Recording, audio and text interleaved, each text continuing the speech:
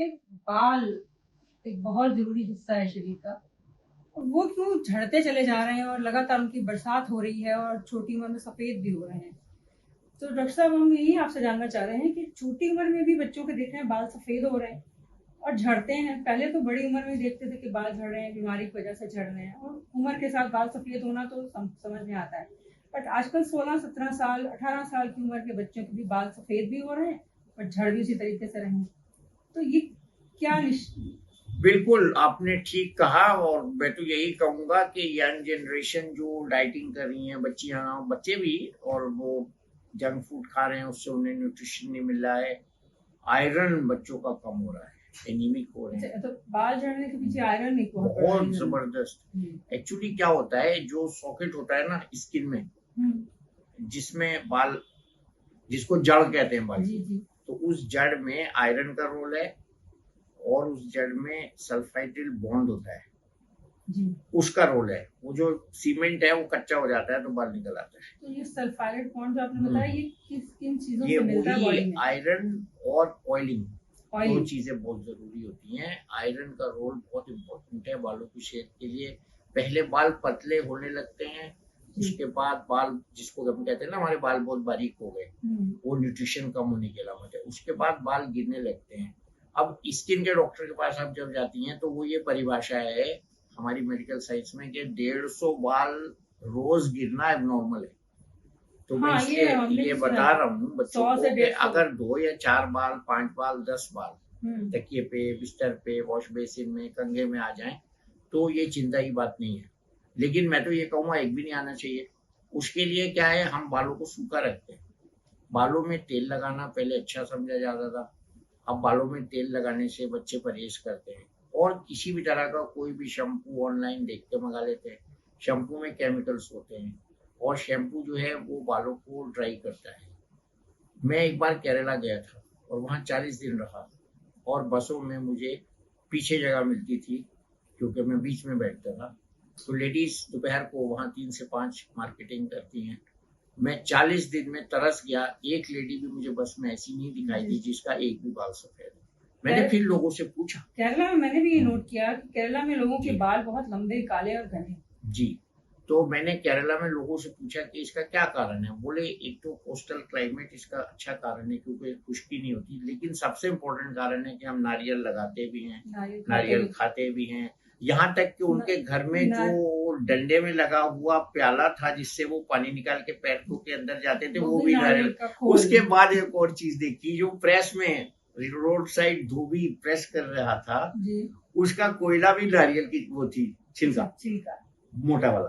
वो खाना भी नारियल के तेल में जो नारियल जो नेचर ने बनाया है ना, वो नारियल वालों के लिए शायद सबसे ज्यादा जरूरी है। और आजकल तो ऐसा भी तेल आ गया है नारियल का जिसको वर्जिन ऑयल कहते हैं, जिसको हम पी भी सकते हैं। उसको पीने में कोई नुकसान नहीं है, कोलेस्ट्रॉल नहीं बढ़ता उससे। और कुछ न्यूट्रिशन प्रोग्राम्स हैं जिसमें वो आपको बताते हैं कि 10 ग्राम वर्जिन कोकोनट ऑयल पीजिए सुबह को। तीसरी बात जो है वो है स्ट्रेस। स्ट्रेस हमारा सबसे बड़ा दुश्मन है, सब बीमारियों की जड़ है। अभी मैं एक डॉक्टर को समझा रहा था कि स्ट्रेस कम करने से क्या क्या फायदे होते हैं। तो वेट का बढ़ना रुक जाता है, मेटाबॉलिक सिंड्रोम में सारी चीजें रुक जाती हैं, डायबिटीज, हाइपरटेंशन, हार्ट डिजीज रुक जाती है। तो स्ट्रेस से बाल भी गिरते हैं।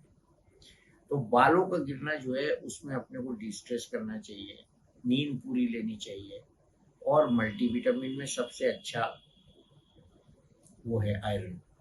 इसके अलावा आंवला खाया जाता था पहले शैम्पू की जगह रीठा इस्तेमाल होता था, उसके झाग पुरानी चीजों को वापस लाने की जरूरत लाना पड़ेगा। और बालों में पाबंदी से मेहंदी भी लगानी चाहिए, मेहंदी भी बालों के लिए न्यूट्रिशन है।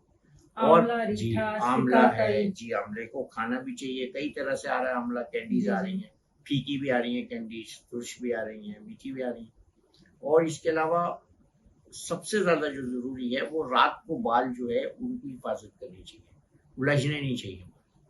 लड़कों के लिए भी मैं ये कहता हूँ कि आप अपने बालों को शेव करा सकते हैं साल में 2 साल में एक बार, तो फ्रेश बाल निकलते। पहले बच्चों को जल्दी किस एज तक कराने चाहिए शेव? आजकल तो फैशन है, वो तो 25 साल तक, 25 साल तक। उसके बाद मुश्किल होता है। उसके बाद ग्रोथ की जो बॉडी में रफ्तार होती है वो कम हो जाती है। ऐसा नहीं है कि मेरे नाखून आज नहीं बढ़ रहे हैं, जब मैं 15-16 साल का था जब ज्यादा तेजी से बढ़ते थे, तो बॉडी में जो मेटाबॉलिज्म का स्लो होना है या ग्रोथ का स्लो होना है वो अलग चीज है। लेकिन बालों के लिए हम जितना, actually it is an stimulation of the scalp. But मुझे याद है बहुत साल पहले हम एक स्किन स्पेशलिस्ट के पास गए थे, उनका कहना ये था कि बाल रोज धोएं और ऑयलिंग बिल्कुल ना करें। उनकी ये थ्योरी बिल्कुल वो बात है, बाल में ऑयलिंग ना करें इसका कारण कोई नहीं है। बाल में ऑयलिंग क्यों ना करें? बहुत कंफ्यूजन मैं दूर कर देता हूँ। ऑयल घटिया भी होते हैं, बढ़िया भी होते हैं, कुछ ऑयल खराब होते हैं, कुछ ऑयल घटिया तेल में बनते हैं। आपको वो ऑयल यूज करना चाहिए जैसे कोकोनट ऑयल है, नेचुरल ऑयल है, आंवले का तेल है। आंवला मैंने कहा तो आंवले का तेल भी इसमें मैं कह रहा हूँ।